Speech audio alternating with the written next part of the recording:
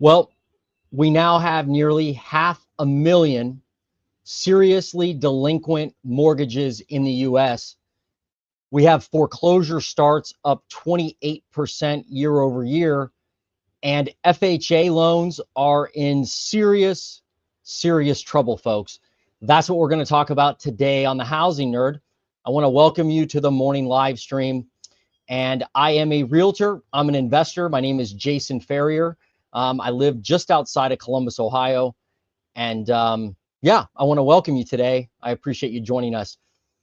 If you are looking for someone to tell you you should run out and buy a property, if you're looking for the typical realtor cheerleader that says now has never been a better time to buy, if you're looking for somebody to tell you marry the house, date the rate, you came to the wrong channel.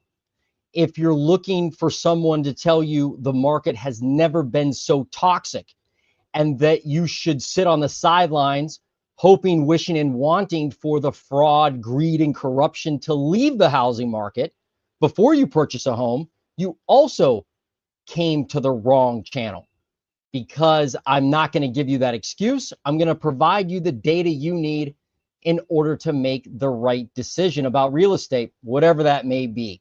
I'm not you. I don't live in your market. I don't control your life. You only control your life, and you can only control what you can control. So that's what my channel is about. Again, thank you for joining me today. Let's get started and talk about mortgage delinquencies. All right. It's I've got the vest on today. It's a little cooler out, 53 degrees approximately. It's been a very rainy season so far in Ohio for the springtime. All right, let's start with this. So this is the Black Knight Mortgage Monitor Report. They put this out every month, usually around like, it was early this month, but they usually put it around like the 7th of the month. I think they put it out yesterday. And yeah, we have some updates on mortgage delinquencies. So, and by the way, the link is in the description below. If you're on YouTube, if you're on Facebook, I don't put links on the descriptions. And who wants to be on Facebook anyway? You should join us on YouTube. Delinquency rate for currently, right now, the number of borrowers or single payment past due actually fell by 111,000 borrowers month over month. But year over year, that actually increased. And you can see here, foreclosure starts. They were essentially flat month over month, but up 28% year over year. So month over month, not more foreclosures. We didn't see more foreclosures, but year over year, certainly saw more foreclosures. Loans in active foreclosure increased 7,000 units year over year, but remain below pre-pandemic levels. We'll get to more of that in a minute as to why that's happening. 30.4% prepayment activity. That means people are refinancing. That's what prepayment means, refinancing. Single month mortality jumped to 0.59, driven by lower rates earlier in the year. So when rates came down earlier in the year, they were like in the 6.5 range. I think the lowest they got was like 6.5. Now they're at like, well, let's check. I didn't look today. Let's look at Mortgage News Daily and see what they are, what mortgage rates are. This is Mortgage News Daily. Come here. I usually come here every morning. I didn't come here this morning though. 30-year fixed, 6.9%. So that's where we are right now. But at one point, I'm sure you all remember, it was like 6.55, 6.53. And people would refinance more when rates are lower, right? That makes sense. So that's, we're still seeing people refinance though. We still are. All right, let's keep going here. So the national delinquency rate dropped by 32 basis points to 3.21% in March. That's the lowest level since May of 2024. I guess that's good. Up a modest 0.4% from the same month a year ago, which was higher than typical due to a Sunday month end and only 29 basis points above the 2.92 record low set in March of 2023. So you're going to see this in the chart in a minute, that there's no doubt mortgage delinquencies are not far off from their record lows. Like overall, when you put all the mortgage into a big bucket, the total delinquency rate doesn't look very ominous. It doesn't, but like the devil, they're in the details, right? And so that's what we're going to kind of dissect a little bit, because there are definitely some big problems brewing, no doubt, especially with FHA. By the way, or maybe I already said this, but go ahead and comment, and I'll get to the comments here in a few minutes, but please drop a comment. And if you're watching this, hit the like button. Don't be a freeloader. Hit the like button.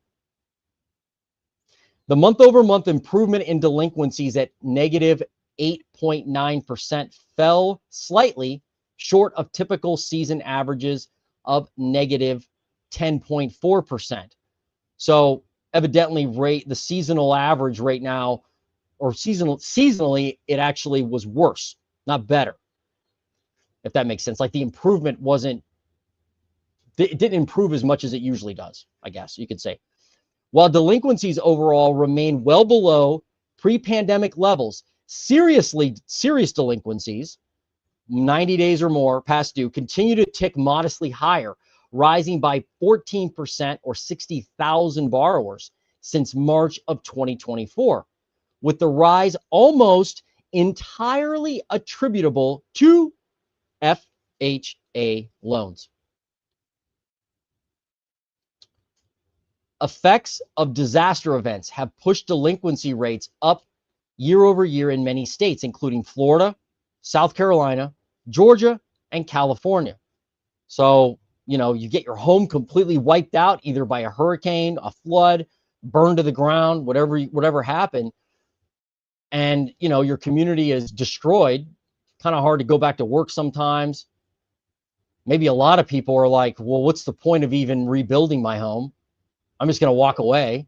I'm sure we're going to see that, right? I mean, you can't blame people like feeling hopeless, and they're like, I'm just going to walk away from this thing if it's destroyed. I would imagine the insurance fight on some of these delinquents, some of these disaster areas, the fight with your mortgage and insurance company is probably horrible. I can't imagine going through that. And it's a good reminder that if you do decide to buy real estate, or you own a home, and heaven forbid you own an investment property, make sure you have that thing insured right. Don't go cheap on your insurance, because while we don't like insurance payments, we don't like the rates we're paying, you got to be protected. I run into landlords all the time that are self-insured, right? Sure, right, self-insured. And I've also run into landlords who are self-insured, and I end up buying their property from them because they had a fire or a flood or some type of event, and they can't handle it because their self-insurance didn't really have the funds to self-insure them.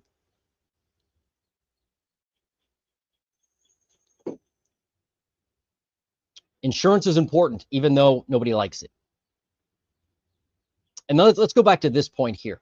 While delinquencies overall remain below pre-pandemic levels, serious delinquencies continue to tick modestly higher, with the rise almost entirely attributed to FHA loans. And why is that? Well, FHA loans typically require the least skin in the game, the lowest amount down, sometimes 0% down. And the credit score requirement for an FHA loan is usually lower than conventional loans. And so that drives the fact that there's a bunch of folks that maybe got the loans that weren't 100% qualified in reality. Yeah, I think that's one of the reasons why you're seeing this. And we're going to see more in a minute. I think they also go into how FHA loans are growing, like the proportion of loans that are being originated. That share is growing with FHA. By the way, I'm not a mortgage expert. I'm not a mortgage broker. I'm a realtor and investor. So you should definitely fact check everything I say about mortgages and talk to a mortgage professional if you want like detailed advice. Okay. national delinquency rate of first lien mortgages. I think this part is wrong up here. When I say wrong, it's like, hopefully you can see this. Yeah, you can see it. When I say wrong, it says delinquency rates, the blue line. Then it says 2000 through 2005 average. I think they meant 2000 through 2025 average. I think that's what they meant, because it makes the line makes no sense. And then they say record low, which is not a great, I mean, the way the chart's set up just isn't fantastic. However, what I pay attention to is the delinquency rate. So you can see right here, 2004, we were at like 3.7% back in 2004. Maybe I can zoom in a little bit here. Right. And then it kind of bounced around like I'm sure it always does. But then it shot up to the roof. So almost 11%, approximately 11%. I've seen 12%. I've seen 13% of all first lien mortgages, the delinquency rate. So like the height of the delinquency rate was 2010, about 2010. Look how it went up during the GFC. Like, you know, it started to go up, you know, certainly it went up at one point in 2007 and then dropped a little bit, probably with seasonality. But then, wow, it like really took off, and then went down. Like, I'm sure, you know, just cycles happen, right? Then it spiked again during COVID. That's what this is. So COVID delinquency rates went through the roof. Like that line is straight up. So, I mean, it could be people being like stubborn and not paying their mortgage during COVID, but it's a lot of it is just job loss. People lost their job and couldn't pay their mortgage. I mean, the line is literally vertical. It's nothing like the GFC. Look at that, just whoop, straight up. Then it stopped because, well, for a lot of reasons. One, people started going back to work, but also the government said, you know what, we're going to go ahead and make these payments for you. We're going to put all these extend and pretend programs in place. And a lot of it was relief that homeowners needed, not like, you know, a lot of homeowners not taking advantage of it necessarily, like gaming the system. They just needed the help. So the delinquency rate dropped and dropped and dropped and dropped and dropped. It actually hit a low of probably 2.9% approximately. That's where it hit a low. And then it kind of has started to, you can see the trend here. I mean, if I zoom in, I don't know if I can zoom in anymore. That's the most I can zoom in. You can see it. If I drew a straight line, you would see that it is going up. The overall delinquency is going up. Anyway, that's what I'm seeing with overall delinquencies. Whoops. I'm going to skip this chart. Now let's look at the mortgage performance update. While 90-day delinquencies remain historically low, remember 90 days is seriously delinquent. That's what that means. With fewer than 500,000 borrowers, 3 or more payments past due, but not yet in foreclosure as of March, they've been trending modestly higher in the recent months. So they're acknowledging finally that seriously delinquent loans are trending higher. We've seen year-over-year growth in each of the past 8 months, exceeding 10 to 15% in each of the past 5 months. Wow. FHA loans now make up nearly half of all serious delinquencies, the largest such share since ICE, which is mortgage, which is Black Knight basically, since ICE began reporting the metric at the turn of the century. And I thought, when I first read that, I thought, is that 1900? They haven't been reporting that since 1900, but no, stupid housing nerd, it's 2000. So, I mean, that's 25 years. Let's read this stat again. FHA loans now make up nearly half of all serious delinquencies. That's the largest share since they began reporting the metric at the turn of the century. Wow. That really stood out. That was probably the biggest takeaway for me when I read this report. I was like, man, I mean, There are certainly more FHA loans, right? I mean, there's just going to be more and more every year as far as a share of all loans, right? I mean, well, I can't say that. This year, the share is growing, but it's crazy that it's the largest share since they began reporting the information.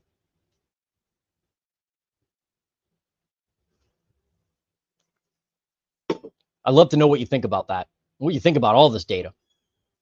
Only 22% of FHA loans, 3 or more payments behind, are in active foreclosure, compared with 26% for GSE loans. And GSE is like Fannie Mae and Freddie Mac. FHA is Federal Housing, FA, what, wait, hang on one second. I always get this confused.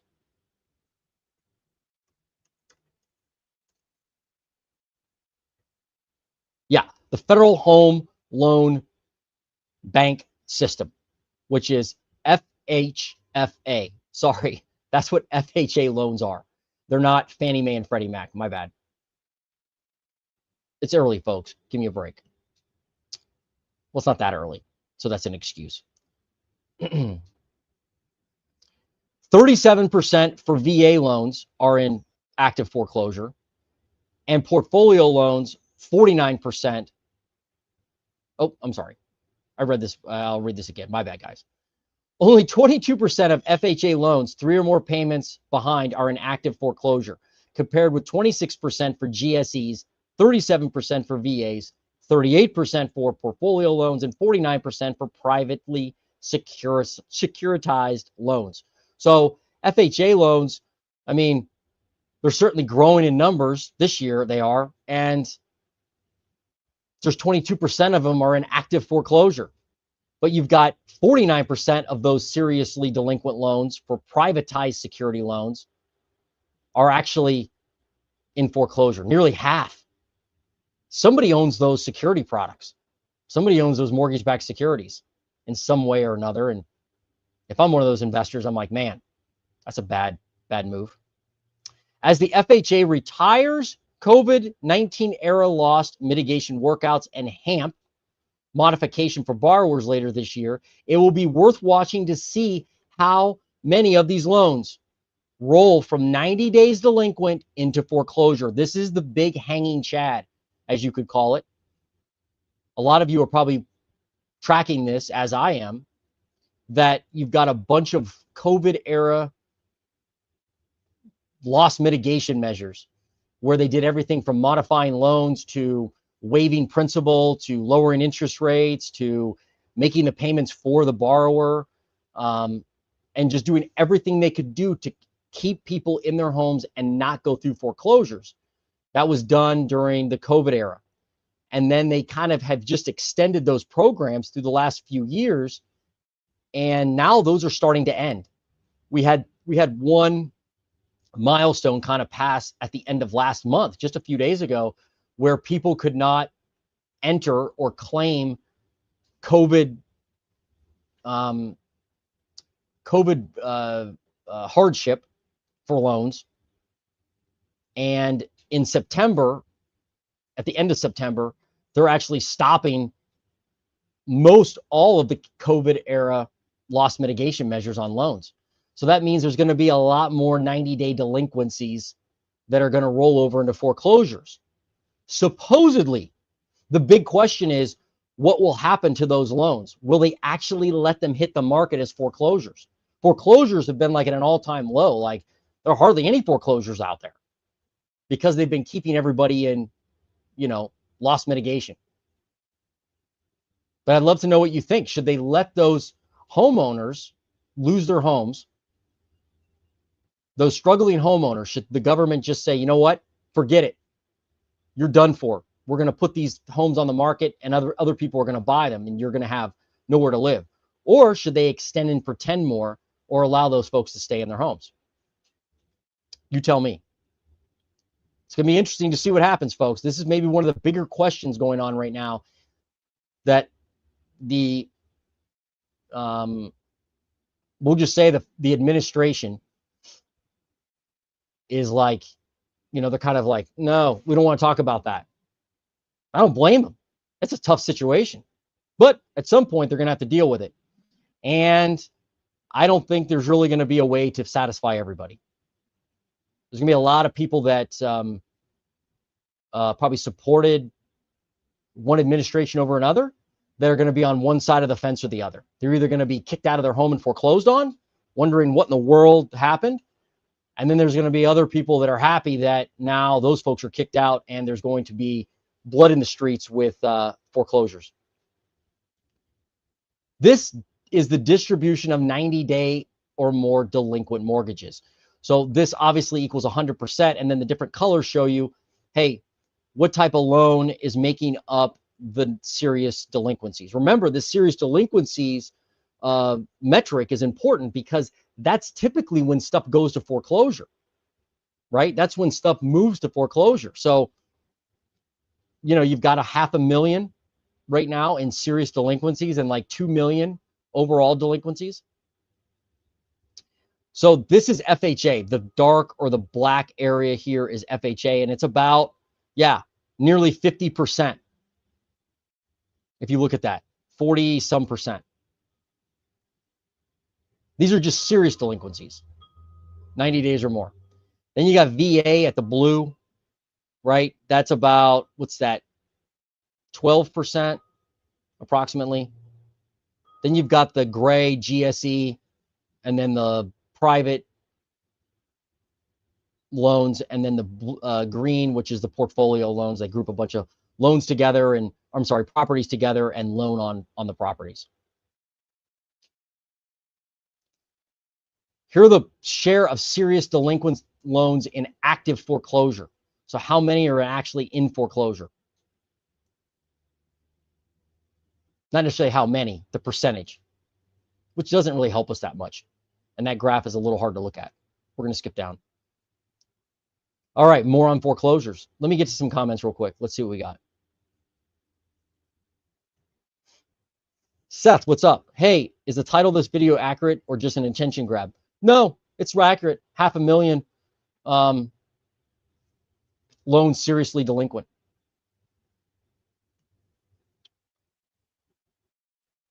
Taxes and credit card debt. Yes. I mean, a lot of people refinance their properties or get into trouble with their loan because they're just not managing their money right. Like I hear a bunch, and this is exactly right, DJ Forecast.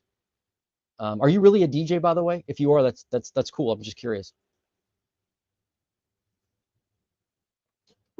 I hear a lot of people on YouTube talk about how it's like the government's fault or it's fraud, greed, and corruption, why they lost their home back during the GFC.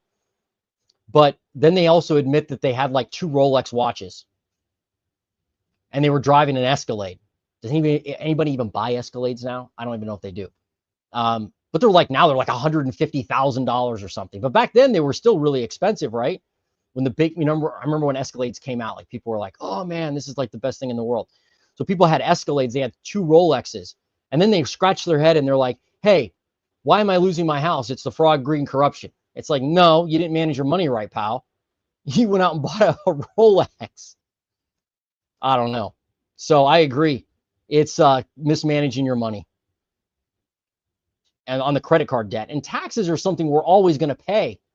We will always pay taxes in one form or another. Food prices. Yeah, it could be food prices. I mean, everything's expensive now. I just bought I bought 10 tubes of caulking for a project, and I couldn't, they were like $9.50 each. They used to be like $3, $4. Second half of the year will be interesting as next year with the FHA and student loans that have to be repaid soon. Yeah, exactly right. You're right. You are 100% right, Jay. $60 million fighter jets in the sea, pets' heads falling off. Right, dogs and cats living together, mass hysteria. The shareholders are making out like bandits. I'm not sure what shareholders you're talking about, but some shareholders are, some aren't, I guess.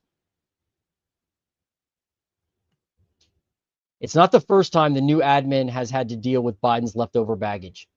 Right. Yeah, maybe. I mean, isn't that like what every president does? Has there ever been a president who got into office and was like, I want to thank the previous person because they did a great job helping me succeed? I don't think I've ever heard that. Maybe it's happened, right? It would be refreshing to hear that. Like, hey, this guy did a good job on this. And especially from another party. Like, this guy did a great job on this. I'm going to commend him because he's made my job easier. Talk about being genuine. Because in reality, there are things I bet you could point to as the next guy that say, hey, the last guy did a good job here. Maybe not with FHA loans, but the current admin hasn't had to make this decision either yet. So what would they have done? Would they have let a bunch of veterans and lower income borrowers just twist in the wind and get foreclosed on during COVID? Or would they have said, hey, that's not the humanitarian thing to do. We need to do something different? I don't know. But they don't have to make that decision. What do you got here? I don't think the banks care as long as they get paid. Right, yeah, they're getting paid. Yep. What's up? I don't know what that means. I'm not, maybe I'm not hip enough. I'm just a nerd. All right, but thanks for your comments. More comments about the mortgage stuff would be awesome. I really want to know what you guys think. Okay, let's keep going on this data update. Foreclosure activity is slowly beginning to tick higher, with 213,000 loans in active foreclosure at the end of Q1 2025, up 4% from the same time last year, marking the first annual increase in nearly 2 years. So we are seeing more foreclosures. We are. And this is a mortgage update. What this doesn't show us, by the way, and somebody mentioned it, I think DJ Forecast mentioned it, is the not delinquencies, but the taxes. There's a lot of people without mortgages that just can't pay their taxes, their property taxes at all. And those, there's no loss mitigation with those. If you don't pay your property taxes, like, you may know this, you may not, but there's a company out there called Tax Ease. I don't know if it's EEZ or it's called Tax Ease. And they are a company, private company, that buys delinquent tax properties. They buy that delinquency from counties. Like here in the county I live in, they buy those, and then I think they either auction them off, but before they auction them off, they are actually collecting on that tax, that property tax, with people that can't pay it, and they're charging them like 20%. I think they're out of Texas, and they're charging like 20% interest. And so I've looked at folks' tax bills before, who I ran into through prospecting. I'll run into people that need to sell their homes, and they're like, man, look at my tax bill. And it's like the fees are insane, and they just keep growing and growing, and then they just foreclose on the property. There's nothing you can do. There's no loss mitigation. My point of that is there's a lot of people that are going through foreclosure right now that are not, they don't have a mortgage. So that doesn't even count. The 213,000 people, that's in addition to all the people that just can't pay their taxes because they don't have mortgages. So they're not going to be on this list. VA loans in active foreclosure are up 54% from last year following the expiration of a year-long foreclosure moratorium. FHA loans in foreclosure are up 11% for the same period. VA loans in active foreclosure, got to read this again, are up 54% from last year following the expiration of a year-long foreclosure moratorium. FHA loans in foreclosure up 11% for the same period. Holy Toledo. So VA loans are like, they're exploding in foreclosures. Why? Because they had a moratorium in place. Again, pretty tough decision. Like, if if I'm in charge of making that decision, there's a lot of sleepless nights, because while you know that probably people should be dealing with their debts, you can't extend and pretend forever. It's hard to just throw the VA borrowers to the wolves. That's hard to do. And not only that, it's hard to do for even FHA borrowers in a way, because there's a lot of those folks that just, through no fault of their own, well, probably a lot of them, maybe didn't manage their money right, but maybe a lot of them just lost their job and now they can't make the payment. Maybe they had a life-changing, altering situation health-wise. Maybe a kid got sick. Maybe one of the little kids got sick, and now they're dealing with those medical bills and dealing with doctors, and then their car breaks down and they can't make the payment on the mortgage. Those folks are people that probably genuinely need help. And so the administration is going to have to make a decision. How much do we help them? How much do we not help them? Tough decision. Foreclosure starts overall are up 28%. So somebody at the very beginning of my the video asked, hey, is that just are you just like doing clickbait, I guess? No, you can see it right here. Foreclosure starts overall are up 28% from last March, primarily attributable to the return of VA activity, although both conventional up 12%, so you got conventional loans in foreclosure too, and FHA loans up 5%. Foreclosure starts were also modestly higher year over year.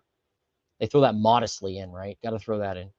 Foreclosure sales continue to run at historically low levels, although March volumes were up 4% from the same time last year, marking the first annual rise in more than a year due to the resumption of VA foreclosure activity. So that means that while we are seeing more foreclosure starts, not seeing a ton of foreclosure sales. Why? Well, people can do workouts with their mortgage holder, right? Their servicer. At the same time, you could have people buying their homes before they go into foreclosure. That happens a lot too. But foreclosures right now take a long time to go through. I think the average time to complete a foreclosure is like over 600 days. That's a long time. Some states are like 100 days. Some states are 3,000. Yeah. Some states, I think, was it Alaska or was it Georgia, was like, yeah, nearly like, it was like nearly 3 years. No, 7 years. So that's not 3,000 days, is it? Nearly 7 years. Meaning you go into foreclosure and it takes 7 years for it to actually complete.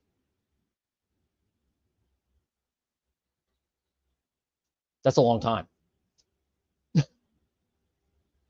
Active foreclosures. So this is the percentage. Well, this is the number. You can see the number here, and then the share of how many borrowers are in foreclosure, depending on what type of loan. So conventional actually has the largest share. You can see that. So there are people with conventional loans in foreclosure. It'd be nice if this chart went back to 2005 or so, before the GFC, but it's not. Foreclosure sales. How many are actually being completed? That really hasn't changed a whole lot in the last, few years. I mean, back in 2020, it was super low because there was a foreclosure moratorium. Look before the COVID. Look at that. They don't mention this. Nearly 15,000 foreclosures in a month. Foreclosure sales. Seasonally adjusted, I imagine, right? And then now 6,000. Not very many when you look at the whole United States. Although back before COVID, we didn't have that many either, I guess, overall, if you think about it. I've purchased a few foreclosures. I've got a couple clients that are flipping homes right now that are foreclosure sales. That's the problem that I think that's the thing a lot of people miss about like all that greed, fraud, and corruption in the market, right? Like, it's easy to throw stones at investors and say, see, they're ruining the market. But I can assure you that the houses that I've walked into that are flips and have been rescued from foreclosure, you would not want to live in. You wouldn't want your worst enemy to live in some of these houses. Is that the investor's fault that they fell into disrepair? No. Who rescued it from disrepair? The investor. Who has the opportunity to buy it? Everybody. Like as somebody looking for a home, you could go out and find a foreclosure that needs $100,000 in work. Go do it. It's there for you to buy. There's no red tape there. In fact, some would argue it's easier as a homeowner, because or somebody looking to move into the house, because that could be your forever home. And if that's your forever home, the numbers don't have to make as much sense, meaning you don't have to like cash flow day one. You don't have to worry about refinancing immediately. If you find a great opportunity out there, a house in a perfect location, has the perfect bones, but it needs like a new roof, it needs cleaned out. I mean, some of these houses that are flipped have mountains like up to here, and I'm not that tall of a guy, but still mountains of poop, of feces, human and animal. How does it have that? I don't know, but it does. And then the house is foreclosed on, so somebody has to come in and shovel that out, and then rip all the drywall out, rip all the plumbing out, rip all the electric out, put a new roof on it, and spend $150,000 to renovate the house, a little 900 or 1,000 square foot home. Who's going to do that? Somebody has to make it a nice house. So the point is, these foreclosure sales are out there if you do the work to find them. They are out there. All right, so that was the foreclosure sale update. Now we can look at some of this first-time buyer stuff, because this is pretty interesting. But let me look at some comments. Got 87 people on. Appreciate you jumping on. Please hit the like button for me. Maybe subscribe to my channel, though you don't have to. No big deal if you don't. Peace, love, happiness. Good morning. I'll rewind and listen from the beginning. Thanks for having a show. We enjoy your content. Appreciate you and your channel. I appreciate you. Peace, love, happiness. Keep up the great work. God bless America. Thank you for joining us. I was reading that the foreclosure program ends September 30th. Do you have any information on that? Yes, it does. You guys, and maybe I'll do another live about just the new program and what they're going to have.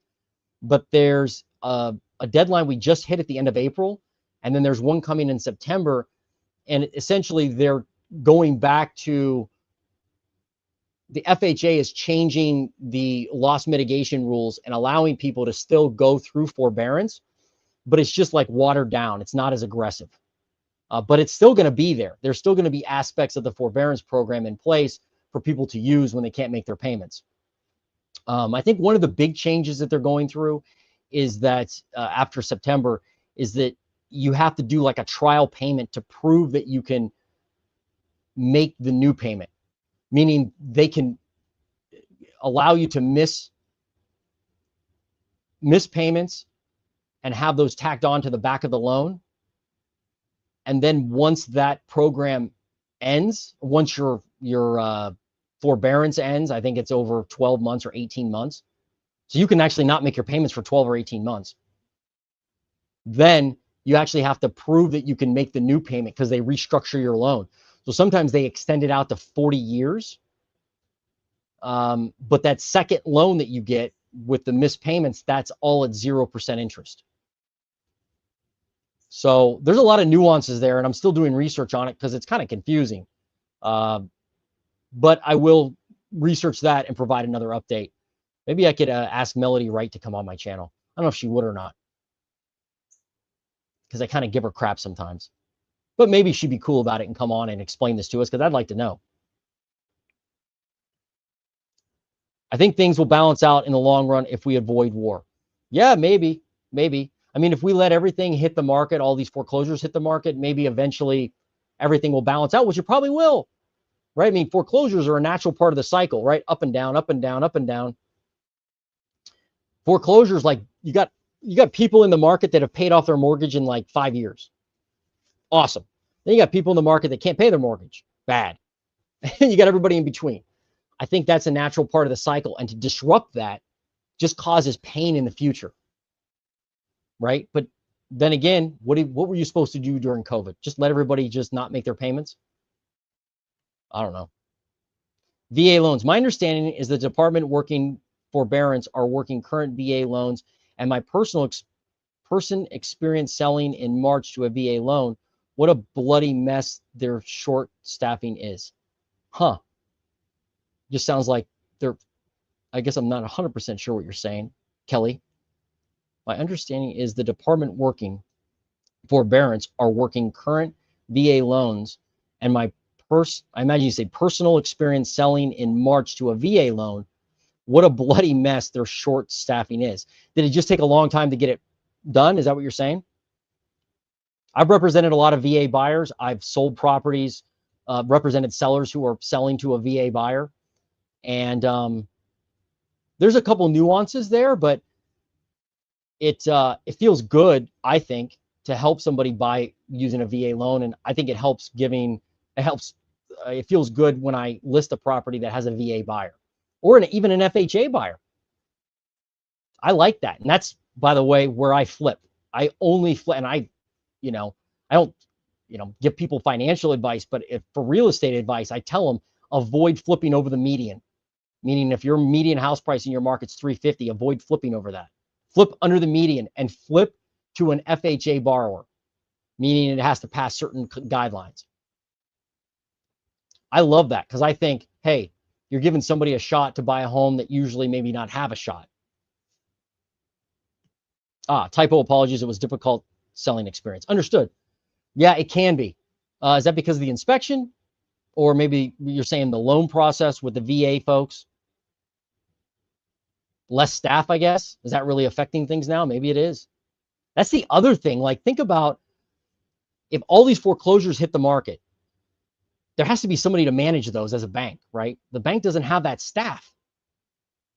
The bank doesn't have that staff. I was used to know, I still know them. I just don't hang out with them at all. They used to live near me somewhere close by, and I would run into them sometime that they were the very high up in a publicly traded bank. Very high up. And they told me that after the GFC, the banks just got rid of all those departments because there were no foreclosures. But if those foreclosures ramp up and they don't have the staff, like Kelly's saying at the VA, those foreclosures may take years to go through the system. Many delays. Right, Kelly. I get it.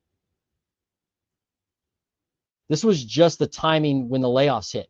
I believe their morale was very low. My own house is a VA loan. I do not mean to sound negative. No, you're not sounding negative at all. You're giving us the facts. I haven't personally experienced that, but that's just me. Blue Bonnie, what's up? When will foreclosure start to hit the market, and how can you get a good deal on a foreclosure? Great question. Great question. What do I do? What's this star thing happen? What if I hit the star? What happens? I don't know. I don't know what that means. Is that pin it or something? I don't know. Anyway, sorry, Bonnie. I got ADD.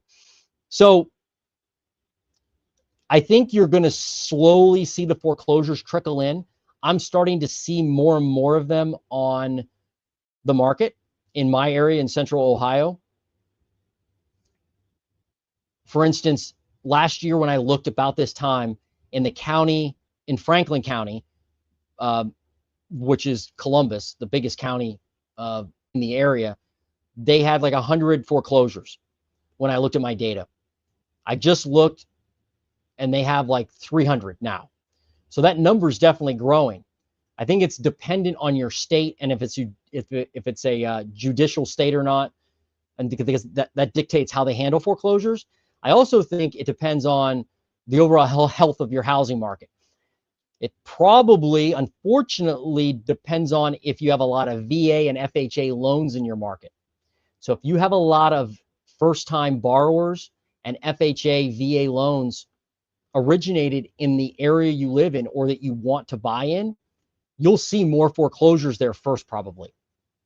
You probably will. I mean, the data is showing us that, right? So I think in those areas, you'll see more foreclosures, but it's going to slowly ramp up. I don't anticipate a big wave hitting us all at once. I think it's going to be slow pain. And remember, a lot of these loans or these foreclosures take a long time to process. Like they could take year, 2, 3 years to go through, sometimes 7 years. So when that's really dependent, how to get a good deal, that is a process that you can map out and practice. What do I mean by that? Well, first you have to understand what you want to purchase. There's a whole other conversation around that, but figure out what type of home you want to buy, what your goals are with the property, where you want to buy the home, the area you want to buy in. And certainly you want to understand your risk tolerance and how much work you're willing to do on the home. Meaning, these foreclosures, a lot of times you cannot go through them before you buy them. You're buying it blind. Like you have no idea what's inside that house. So expect the worst. Don't be over optimistic. Expect that you're going to have a pile of dog poo, right, that you got to clean out. Expect that you're going to find a dead animal in the house. That happens. That happens all the time.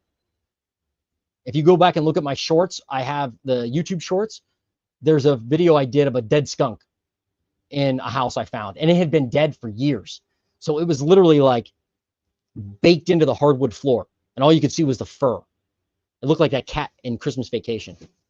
So you can find anything in a foreclosure. Nothing ever surprises me. So expect the worst with a foreclosure and budget accordingly. So get good at putting together an estimate of how much it's going to cost to fix that home if I had to rip out all the drywall, clean out all the dog poop, and put a new roof on it. Then once you have those numbers, then you can kind of work backwards. So you can say, all right, if I have to put in this amount of money into this type of house, what's my maximum offer price I can make on that house? So you want to figure out your maximum offer and then go look at foreclosures. If you find, you can use a variety of different softwares, or you can also just look at sometimes counties. Like if I go to my local county, like this is too good of a question to pass up. And I'm glad you asked it. And I'll show you what I do locally that I can do. So this is my local county. And this shows the properties right now that are scheduled for auction, foreclosures, like this one right here. 366 Worley Avenue. Appraised amount $60,000. It's a mortgage. You can see it says it's going to be auctioned off May 22nd. But this is my county. Oops, sorry. This is my county. And if I click the parcel, it'll actually take me to the website with the actual property. So this is what the property looks like. I mean, it's public data. Not every county does this, but my county does. Some do, some don't. But that's how one of the ways you can find a foreclosure. So just practice makes perfect in this situation. Well, it doesn't make perfect, but it really hedges your risk. So go find foreclosures in a variety of ways. Drive by them. You got to drive by them because there's been situations where people buy foreclosures without driving by. It turns out to be an empty lot. Bad decision, right? So drive by them, and you can't trespass normally. You can't go inside, but you can look at the property and go, okay, does the structure look okay, or is it leaning? Is it built in 1900? If it's built in 1900, you got to make sure you calculate in, maybe a new roof, new electric, new plumbing. Once you have all those numbers, then you can look at the foreclosure auctions and say, okay, on this foreclosure, I could pay a maximum of X dollars. Set your maximum offer price, go online and bid. Sometimes they're live auctions, like the guy stands on the porch and you live auction, like old school. But have that maximum number and don't go over it. Whatever you do, set your max price do not get emotional and go over that number, and practice. Eventually you'll land something, but realize it's not guaranteed and there's inherent risk involved. But that's what happens when you take a risk. It's not guaranteed. If you want a guaranteed, I'm not saying you do, but if you wanted a guaranteed home, you would buy something that's on the market and then it's move-in ready. But then you're going to pay this price, right? You're going to pay a high price. So that's why, again, I think, and that's a great question, Blue Bonnie. I should maybe do more material about how to buy these things instead of just giving data. But it's a great question. You just got to, you have to put your numbers together, understand your risk, really dial in what you want, and don't deviate from your process. I've seen way too many people on foreclosure auctions get excited, right? They're like, woo, I'm going to buy a foreclosure. Then they go way over their budget and they think, hey, if I put more into the property, I can flip it and make money. But that's usually not the case. It's when you buy real estate, it's when you make money, not when you sell it. But if you're buying it for yourself, you have a great opportunity investors don't have, because, you know, you don't need to make 1,500 grand on it or whatever you want to make. You just want a place to live that makes sense. Great question. Great question. All right, let me go through more of this data and then we'll wrap up. But yeah, please continue to ask those questions. Let me take this off. That was a great question, Blue. All right, the spread between the 10-year Treasury and the 30-year mortgage rate increased to nearly 250 basis points amid increased volatility around April tariff, driving mortgage rates to a high of 6.88, up 38 basis points in the span of the week. This isn't really a mortgage update video, but it's important to know that the spread between the 10-year and mortgage rates, there's a spread there, right? And the spread is, you know, essentially you could think of it as profit for a lender. Well, usually that spread is here, maybe. Now it's here. What does that mean? It means that that gap is big because of the uncertainty, because they don't, servicers and not servicers, but lenders don't really know where that 10 years is going to go. So they're like, we don't want to, you know, we got to build in some cushion. That can compress. That probably will compress at some point. As that compresses, 30-year mortgage rates can come down, even if the 10-year doesn't come down. That's their point. Let me go to this.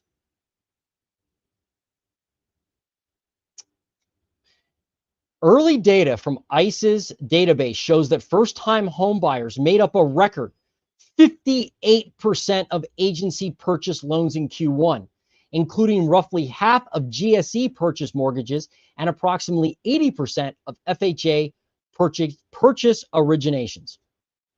I'll say that again. First-time buyers made up a record 58% of agency purchased loans, including refis. First-time buyers accounted for 43% of agency loans in Q1, up from 39% in Q4. So more and more first-time buyers are purchasing. Kind of surprised you, huh? Will that surprise you? I don't know. Surprised me. First-time home buyers have accounted for nearly 45% of all agency purchase insurance since the Fed began raising rates in mid-2022, increasing the importance of this segment for both lenders and MBS investors. Why do you think that is? Well, it's because the move-up buyer is gone. In other words, they're saying, hey, more first-time buyers are buying now. That's the share of all the buyers. When you put them into a big pool, the amount of those that are first-time home buyers is growing. The amount of people buying second homes is shrinking. It's because, I think, many move-up buyers are not playing in the market. So if I have an affordable house, like in Columbus, an affordable house would be like 250 grand.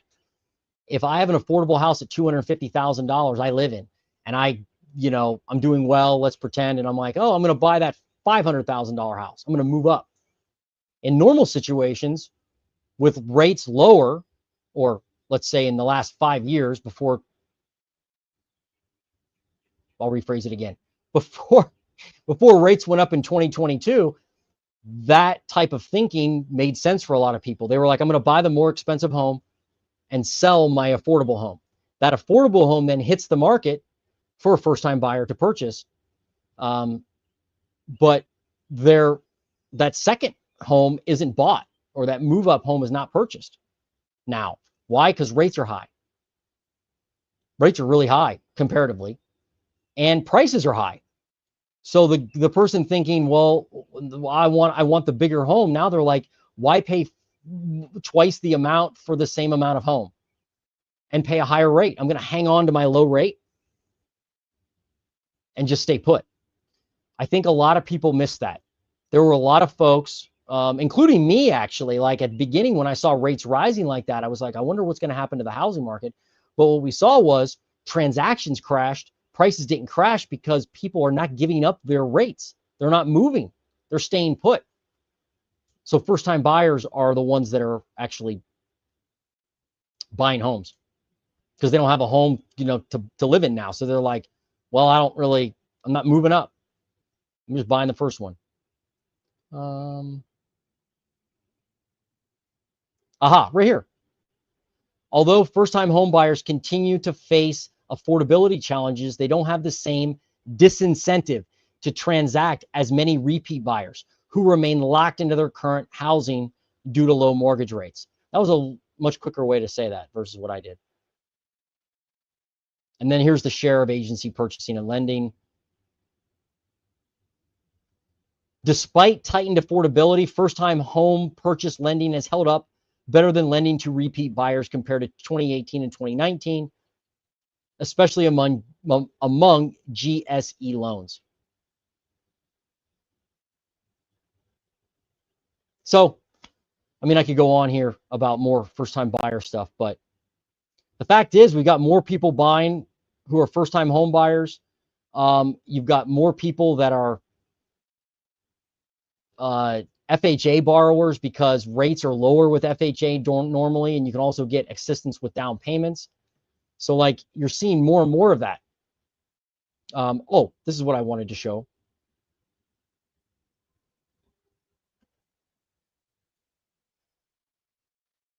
Nope, we already looked at that. Yeah, we already looked at that. Yeah, so that's what's going on. Got a lot of mortgage, I think, pain that's coming. A lot of tough decisions for the administration, and a lot of tough decisions for local people too. Not just like at the federal level. You got counties, states, that cities. They're going to have to deal with these delinquent mortgages. And think about all the tax problems right now. Property taxes. There's a lot of folks that are trying to outlaw or abolish property taxes, and that in theory I think has a lot of validity. In fact, today I got to go vote, and there's 4 things on the ballot. If I voted for all of them, it would raise my property taxes by, I think I calculated it last night at like $800 a year. So that's not small potatoes. You do that again and again and again, taxes just keep going up. So a lot of people want to get rid of that. In Ohio here, I know Travis at Real Estate Mindset and his buddy there, Mitch Vexler. I don't think that guy ever smiles. I think you could like tickle his feet and he would just be like stone faced and tell you it's the central appraisal districts that's the problem.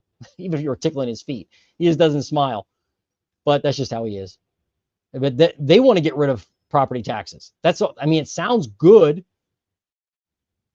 You got all those problems brewing with payments and the affordability of just living. At some point, that pain is going to hit the market in the form of foreclosures, I think. And the question is, will investors buy those foreclosures? Who will buy them? And how will that affect home prices? Right? It certainly will affect them if more foreclosures hit the market. But will they give a big opportunity for people to buy homes? Like a lot of people are waiting on that crash in order to purchase. But what happens when other people are competing with them to buy these cheap homes? Yikes. Yikes, yikes, yikes. If you get rid of property taxes, how else to fund the schools? That's a great question, Martin. Like, yeah, how do you fund the schools, right? You got to fund them some way. Mitch's idea on real estate mindset is to increase sales tax. And I think he was talking about a 13 to 15% sales tax.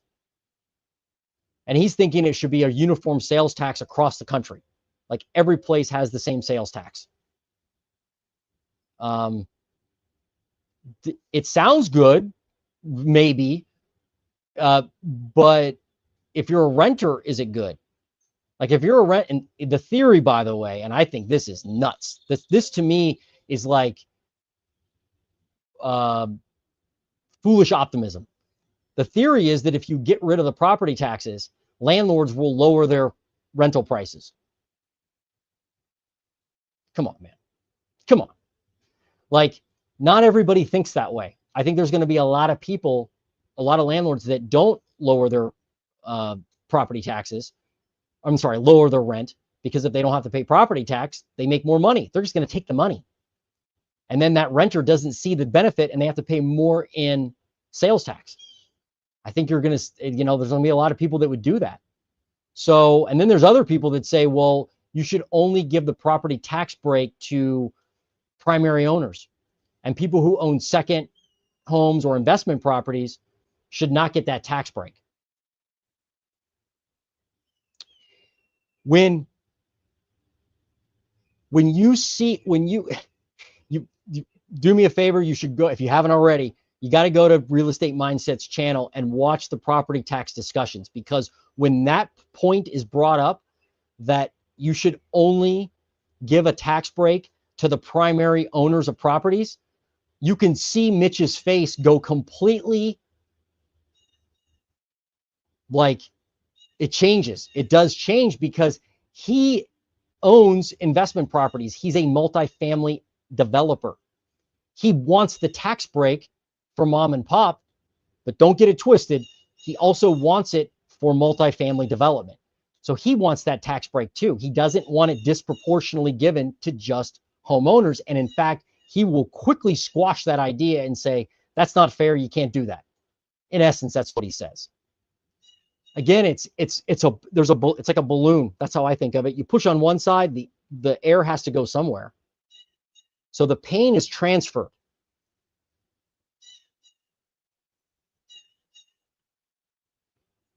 Mitch face. Right. Yeah, like he never smiles. But he does get angry, or he gets more intense when someone either challenges the current administration's decisions, or he gets frustrated when someone says, hey, you have to, only owners, primary owners should get tax breaks on property taxes. They kind of already have that, right? They have that with homestead exemptions right now. There's exemptions that you get, like here in Ohio, and they just did it in Texas, where if you live as a primary owner, or if you're a certain age, you get a homestead exemption and get your taxes reduced. So they kind of already have that. But what Mitch is after is complete abolishment of property taxes, because it's got to make his deals better. It's got to make a lot of investors' deals better. I know as an investor, as a landlord, like if I didn't have to pay property taxes, that would save me a lot of money. It saved me a lot of money. Would I be upset if it only happened to primary borrowers or primary owners? No, I wouldn't be upset. I don't think that'll happen, but I wouldn't be upset. I'd just be like, well, oh well. I mean, it's just kind of the game you play when you're an investor. But yeah. By the way, like, let me go back to this one, because this is really important. I don't know about you guys, but like the football, as an example, the football stadiums for the high schools now are like, they're not NFL or college stadiums, although I would argue they're better than some small college stadiums. They're like all turf fields. They've got like insane infrastructure. Everything is nice and new. And like my son plays football, and he doesn't play on grass. There's only one game a year, maybe, that he plays on grass. Every other practice, every other game is on turf. And they say it's more affordable for turf. I'm not sure I believe that. And the weight rooms are insane. There's some schools with swimming pools. They've got, state-of-the-art everything. Well, how do they pay for all that? They got to pay for it some way. But my point is, do they need that? Like, there were football stadiums for a long time without insane property taxes. So the uneducated economist, if you haven't checked his channel out, you should. His channel is fantastic. And he is in the lumber industry, but his opinion is of the economy, it's because of our luxuries.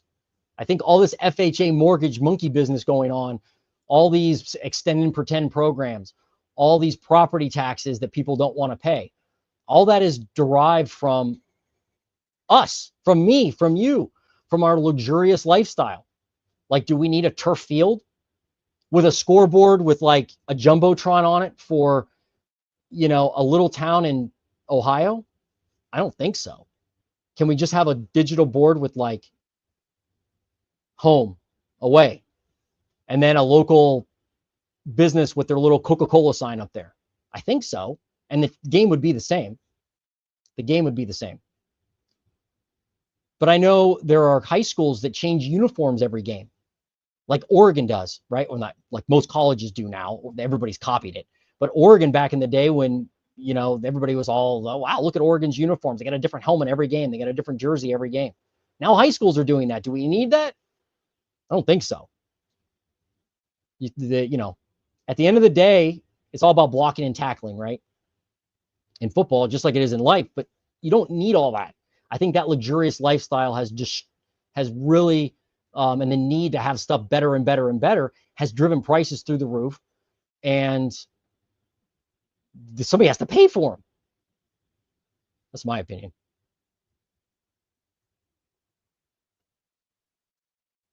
What's up, Steve? Hey, I don't know where Steve lends, but Steve's a lender. And if this is the same Steve, which I assume it is, and Steve, great lender and somebody that you should reach out to if you're looking for a loan. He may be able to help you. But I don't know how people would get a hold of you. You probably have to just Google him. Sid Luscious, school bonds, got mine reduced, senior exemption, just buried grandma on property, pay no taxes, like cemeteries. Yeah. I'm sorry if your grandma did pass away. I mean, that's not a funny thing, but, and hopefully you didn't bury in the backyard, but if you did, that's okay too. Got mine reduced. Good for you. Yeah. Here's the other thing about this property tax discussion that is like, you got to kind of scratch your head and go, all right, let's chill out for a second. There are some times where your home is actually valued less than your than what valued less from an appraiser standpoint versus your what the actual value is. So like for me, there's properties I own that if I went in to protest the property rate or the property value, they would probably raise it because I don't have an excuse. It's actually lower. So not everywhere property values are exceeding what they could actually sell for. That's not happening everywhere. But the tax rates are definitely going up. Oops, let me go back here. I like the way you're thinking. I like two-way you're thinking. Oh, I can't say that name. Full cube plaster something. But thank you. Thank you for that. Imagine thinking property SA. Imagine thinking property SA. I don't know what that means. Good, bad, ugly. Right. Everything's good and bad and the ugly. There's a cost to everything. The crazy notion of removing the fraud, greed, and corruption of the housing market in order to purchase a home is nuts. It's nuts. It's never going to happen. Never going to happen.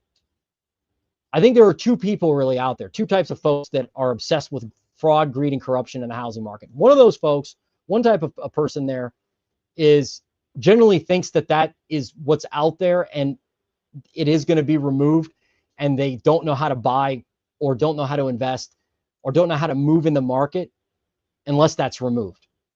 So they're kind of waiting on that just because of inexperience and not knowing. Okay. But I think there's another person that's never going to do anything with the housing market.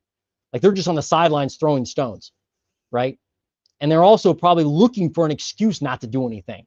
And so they go, see, look at that fraud. That's why I'm not buying. Really? Really? Like, do you for a second think that the fraud, greed, and corruption are going to be gone from the financial markets? Really? Like, ever since somebody was building a little hut back in the day and wherever they were building it, there was somebody with a bigger hut than the next guy. And that next guy was like, how does that guy have a bigger hut than me or a bigger cave than me? That's not fair. Fraud, greed, and corruption. It's like, well, it's not going to end. You have to find a way to navigate around that. Because if you wait for the fraud, greed, and corruption to end, you are only letting them win. In my opinion, you're giving up. You're saying, you know what? The fraud, greed, and corruption is better than me. I'm going to let it win. Forget that monkey business. Learn to navigate around them. Learn to just be like, shh, I ain't hearing it. It sucks, but it is what it is. That's my take. People that cry about property taxes being used solely for roads and schools are dumb. I agree. Like there's a lot, like on the ballot today is a firefighter tax for the firefighters. There's a child, like early child education tax and a infrastructure tax of like road improvements and things. Well, I want my roads to be improved. Like I want them to be good. I want the potholes to be fixed. Go to and I want firefighters. If my house is on fire, I want the firefighters to come quickly. That costs money. Are they spending it correctly? I don't know. I'm not going to, I can't take the time to dive into their budgets. I'm not saying I'm going to vote for all the levies, but those are the things to think about. There's a lot that goes into property taxes. That's, you know, libraries, cemeteries, all kinds of things. Zoos. I see zoos on there. I like zoos. Maybe not everybody does. But I think if you go to areas where there are no property taxes or low property taxes, drive around that city and you'll find out why there are no property taxes. Especially after winter here in Ohio, your car, like you can bust a wheel, bust a tire easily from all the potholes in the roads because the roads aren't taken care of. So there's just a cost for luxuries. For foreclosure, you need cash. Not everyone has cash. And most investors in this market do a half-assed job of flipping the houses to make max profits so there's still mold behind the walls or plumbing problems. Understood. You're right. If you're looking at a property that's been flipped, make sure you do inspect. We got to do inspections on every property, but make sure you inspect that thing up and down, left and right, around in circles. Dive into who actually flipped the home. Not a bad way to investigate it. And do you need cash? Well, sometimes you need cash. Depends on what foreclosure you buy. Sometimes there oftentimes are foreclosures that are HUD foreclosures that only allow owner occupants to buy, and they will give you, they will allow loans on the properties. In fact, they'll even allow you to get a 203K loan that you can fix up the property with. So those do exist, but most times you need cash in order to close. There are a variety of ways to get the cash though, right? So you can save, certainly that's a way to do it. But there are also different loans that you can get to acquire the cash in order to close on the property, like almost like a bridge loan. And you can do that even with like a short-term loan, like a hard money loan. Now, you have to investigate all those nuances because you're probably going to pay a higher interest rate, and they're not very forgiving. So you got to calculate all that into your deal, right? You have to calculate all that in. But if you can find an auction, if you're looking to buy a home to live in, and you can find an auction that will allow you to do an FHA loan with an FHA 203K repair loan in order to fix up the property, that's like a hidden hack that not a lot of people will use.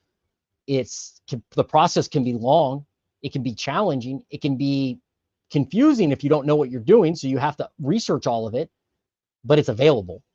It's available. Just got to do you have to do the work. If you just want to buy a house that's on the market on Zillow, like while you're on your couch on the weekend, I'm not saying this is you, by the way, at all. I'm not throwing stones at you. I'm saying you, like borrower or buyer. There's buyers out there that just want to surf on Zillow, look at the MLS and find their property and then go make an offer and not have to worry about, an auction, foreclosure, cleaning out dog poop. Well, you're going to pay a higher price. But there's ways to do it. Hey, you're welcome, Steve. You are welcome. BlackRock manipulation. Maybe. There's always going to be manipulation. Like the secret's out that the housing is a good investment. That's why you all are on here right now. Secret's out. All these institutional investors, they know that. Investors know it. Hedge funds know it. Wall Street knows it. They're not going to let others prosper because they just because, meaning they're always going to compete in some way or another, I think. So because of when I actually had a viewer say this, I thought, wow, that's exactly right. The natural cycle of the market was changed completely when mortgages in the housing market were securitized. When that became a security and an investment, the housing market was changed forever during the GFC. So now that that's changed, people know that, right? People know it's a good investment. And they are going to continue to pursue that. So if you want a property, you have to figure out how to beat them. And if you wait for the fraud, greed, and corruption to end, you're letting them win. You're letting that fraud, greed, and corruption, you're letting BlackRock or Black Knight or Blackstone, whoever. They're not the same company, but like, who copied who, right? Anyway, like you're letting them win. You're like basically bowing down to the evil and the corruption and the fraud. To me, if you want to beat the fraud, greed, and corruption, you just find a way to do it without them, or in spite of them, rather. And there are different ways to do it. I do it all the time. Different ways. School bonds are fraudulent in most cities. They probably are. They could very well be. They very well could be. Will they come crashing down? I'm sure there's going to be bonds that come crashing down. I just watched a video last night about the Hooters restaurant. Remember Hooters restaurant? They're like basically BK'd, right? Kind of gone now. There's hardly any restaurants. I don't think Hooters exist anymore. But they said the reason for their final demise was they sold a bunch of bonds, couldn't pay them back, and the thing blew up, and the bondholders were left holding the bag. So there's probably going to be that. That's probably going to happen to different school districts, but you have to figure out a way to do it anyway. You just have to. Not being foolish about it, not running out and just buying a home and not even thinking about it, but being very strategic and thinking about what you can control yourself. Like in my little fiefdom, like this little area here, I got this old screen porch that I painted, right? It's nothing special. And it rains, the water comes in, right? I get this little fiefdom, just tiny little kingdom.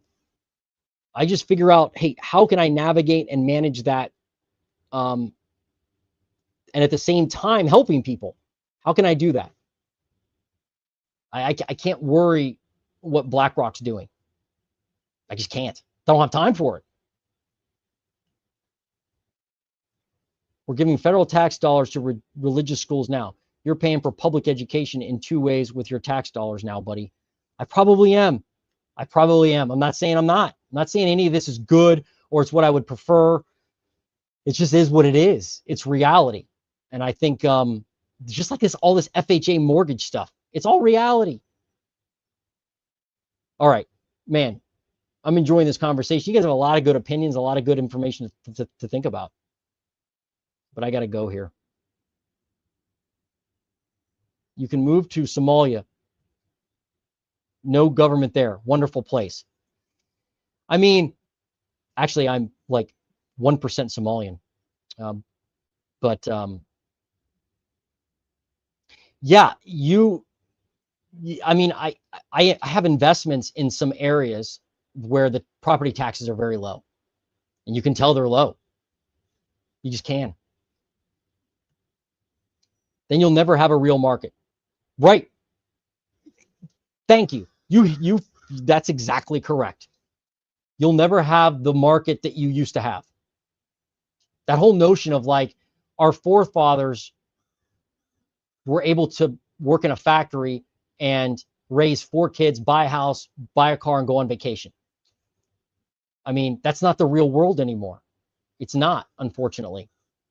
But they also didn't have 4 TVs, a car that was, you know, what, worth a third of their income. I'm not talking about me or you. I'm talking about in general the consumer now. Has a turf football field, right? Has a state-of-the-art fire station, like state-of-the-art. The schools didn't have flat screen TVs everywhere. They didn't have swimming pools and amphitheaters, and they didn't have that. The luxuries have changed how we live and made the old ways impossible. If you're interested in getting started in real estate investing, give me a call. Would love to discuss with you financing options that are available, even for first-time investors. Right on, Steve. Yep. There's all kinds of ways to skin a cat, folks. Like there are multitude of different ways. Steve's not going to want to hear this. My first pick is seller financing. I would prefer, and I always lead with seller financing. Let me have and that's real freedom. You want to go out and really beat BlackRock, beat the banks, find a property and find a seller that wants to carry the financing for you. That way they're the bank and you're making a payment to them and you never set foot in a bank to buy the property. You're negotiating like old school times, just one-on-one. That's a way to beat BlackRock. That's a way to, you know, make sure BlackRock isn't going to beat you. And the banks and the fraud and green corruption won't beat you. But if you don't want to use seller financing, because it doesn't work in every deal, and you want to use a loan, Steve's your guy.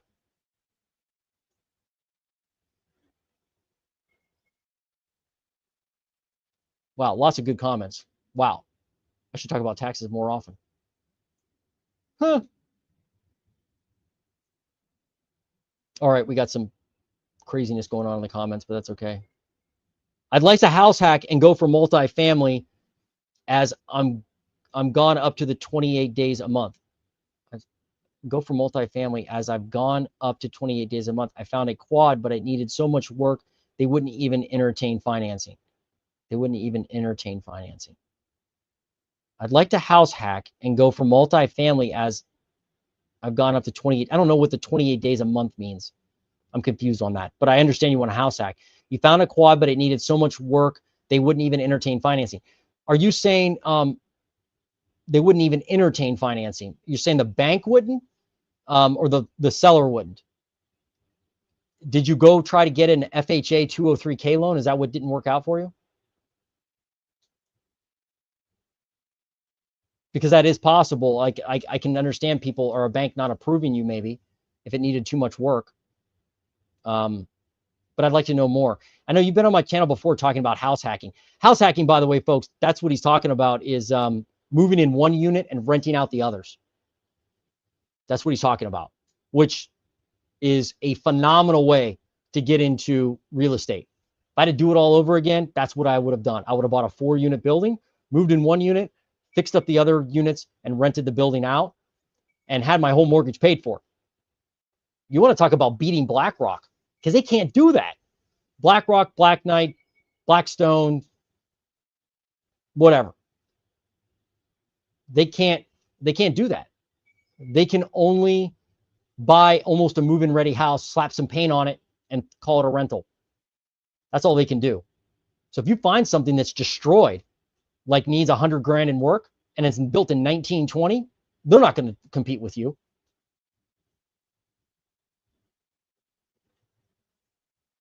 So I'd like to know what you're doing there.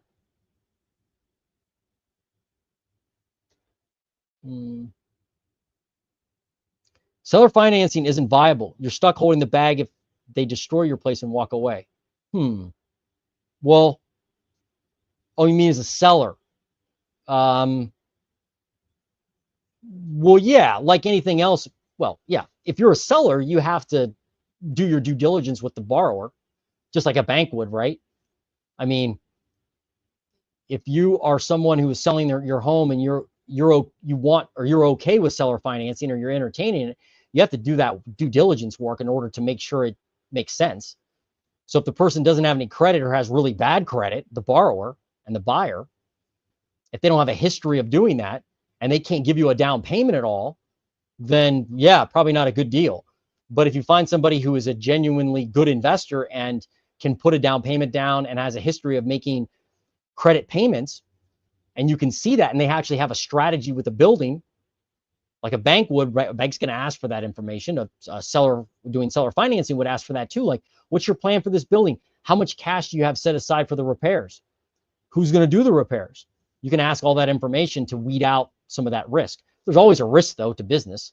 So I'm not sure I agree that it's not viable. It can be viable.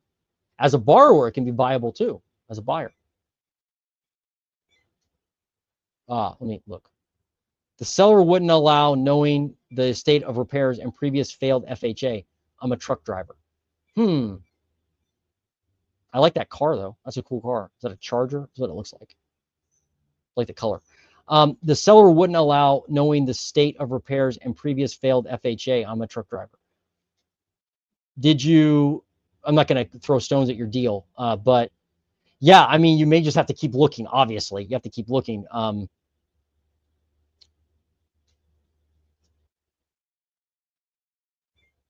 Yeah, it's tough. It's tough to find the right deal. It is, but they do exist. I would encourage you, man, just to keep going. Keep making offers. Keep trying to find a multifamily. Don't give up.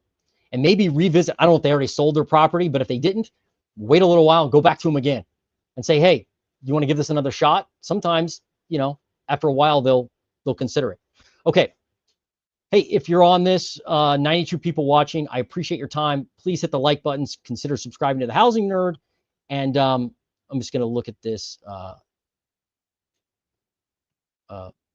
If a bank won't loan them, why would you? That's the due diligence right there. It's not that the bank, that's a great point. People ask this all the time, Stephen. By the way, your questions are great. They go, why would a seller do this? Like, what would give them incentive to do it?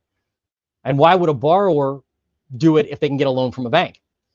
Well, I guess the first reason may be, and this is a lot of it, I run into a lot of people who are selling their property and they don't like banks.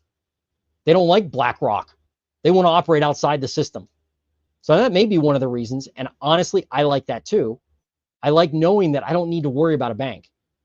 I'm doing something like, I feel like an explorer or something, right? You're doing something one-on-one outside the system that doesn't, that it feels more real and not as,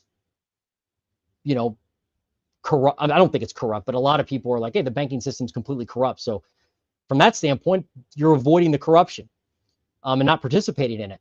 But more so, it comes down to numbers and the deal. So as a borrower, the advantage is that I sometimes can negotiate a better interest rate. I can negotiate sometimes a payment, regardless of the interest rate, and be creative to get me over the initial hump with the property. So if the property needs gutted and I'm not going to be able to rent it, let's say, for 6 months while I work on it. I've done deals with seller financing where I've given them a higher price than they were asking, but I did so because they were going to give me like 4 months of no payments while I renovate the building. So that creativity on a borrower end is big. That makes a big deal. As a seller, it can help a lot because you are, one of the big reasons is because of taxes.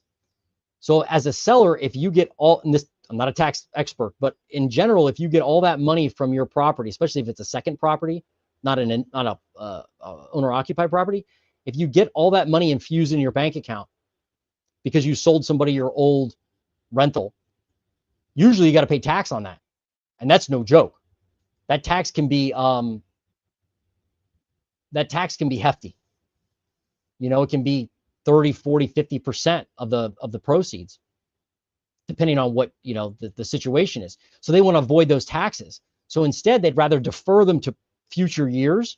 And so if I buy the property and do seller financing and make a payment, generally they're only paying taxes on that payment that I'm making every month to them versus that whole chunk at one time. And if they have other tax problems that year that they're selling the home, they want to avoid those as much as possible. And a lot of people don't like paying taxes, so they want to defer those. That's one of the reasons. Another thing is I've had people say, "Hey, I don't need a big chunk of money. Like I don't need that right now. Like I have an investment property. I just want to sell my second home, and you know, I just like that income. People like the income, so I'm going to give them a stipend every month in the form of a payment instead of that big chunk of money." And it doesn't work. It's not for everything. It's not for every situation. Trust me, it's not easy to find, but there are people out there that would prefer that, sellers that would prefer that. And every deal's different. But it's not because the person wouldn't qualify for the loan. It's because it just fits the two individuals best. If that seller says, I don't want to do seller financing, I just want all the money up front, okay, well, you got to go get a regular loan then as a buyer or cash, right? But sometimes it makes sense to do the seller financing.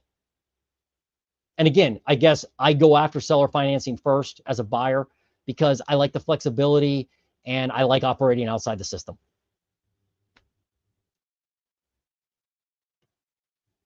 Make sure you smash the like button for this stream. Jason is great and full of knowledge. Well, I don't think I'm great, but I appreciate your I appreciate the plug, Steve. One job loss and the owner giving seller financing is screwed. Yeah, like, no, I understand. There's definitely risk there, Steven.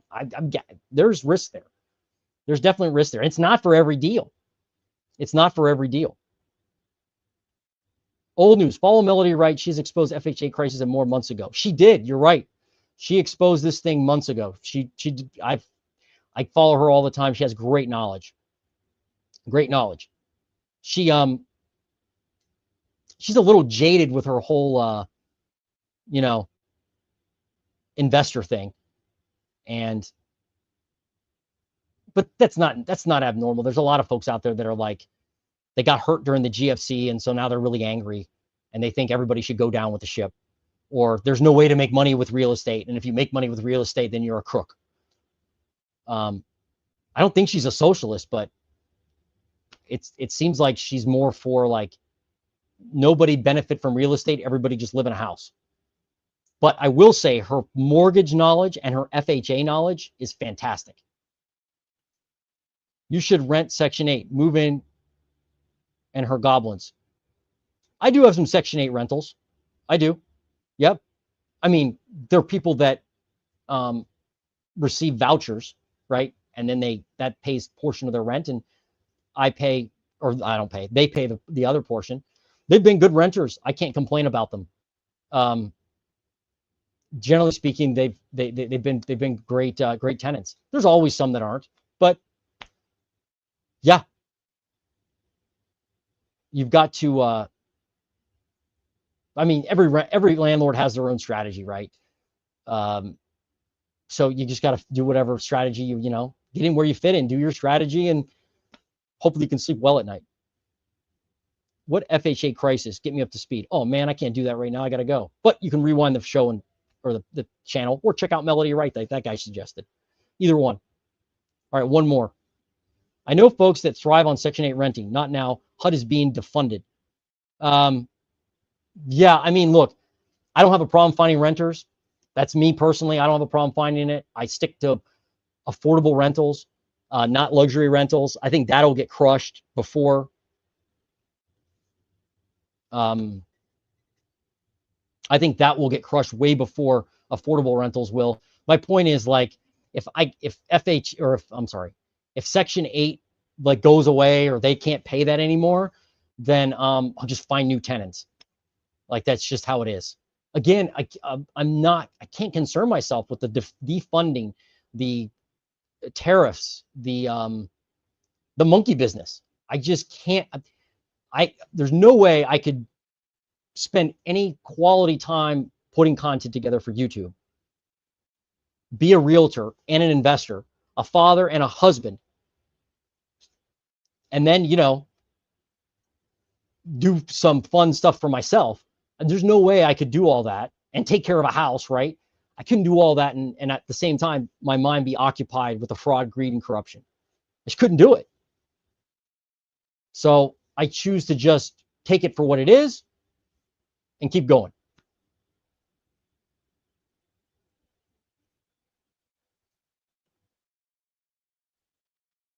Where are your renters making money? Well, the folks that are on assistance, they're on assistance, right?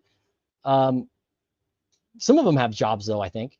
But then the ones that aren't on assistance, which the majority of my rentals aren't on a Section 8, they have jobs. So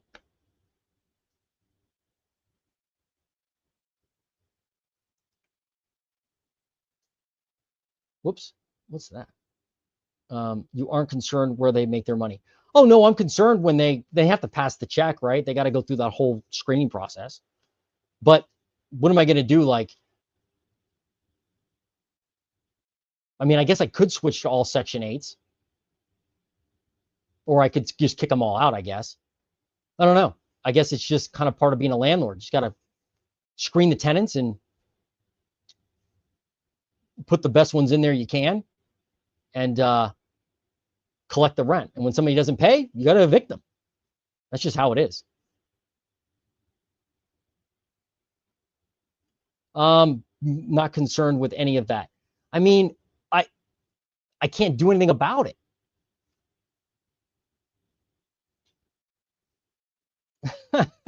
This actually makes me happy. Never seen a landlord not concerned about USA macros. Well, you've met them now. You've met them now. I mean, sure, like if you know the world is plunged into COVID-2, or there's massive problems with the economy from like a default on US debt, am I concerned about that? I mean, yeah, you can be concerned about it, but like, what am I going to do? Like, I have to leave. I should have left already, but you got me intrigued, Stephen. Like, I have to leave today to go help a client find a house. That's my priority today after this live, is helping my client. I have to do my job that is in front of me today. I have to. I'm the first. That makes me happy. I've been told that before about other things, but generally speaking, everybody's going that way.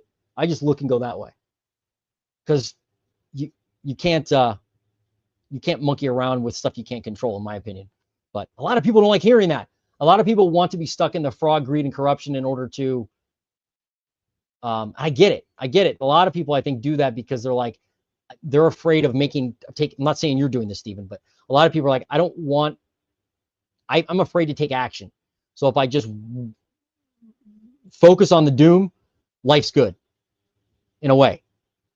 I feel bad for them. I feel bad for that whole thing. There hasn't been a time that I've listened to Melody Wright where she's been positive about anything. It's like, man, like there are good things, I think, but that's a whole other topic. All right. I have to go. But you guys are great. Thank you so much for joining me today. Hour 39 minutes. I had this planned for 55 minutes. Still got 87 people on, but thank you. Your time is, that means a lot to me, that you take the time to watch this and interact. time is very valuable, and I really appreciate it. I definitely appreciate even like Steven's comments, because I understand how you feel, and I have no ill will towards anybody who makes comments on my channel, as long as they're not like threatening or anything. I have no ill will towards the negative comments, the frustration of the housing market. I hope if you keep watching and interacting with me and others on the channel, you'll see that, okay, there are ways to still win despite BlackRock and not letting them win. F those guys, right? Let's go. Let's beat them. Let's beat them. You're not.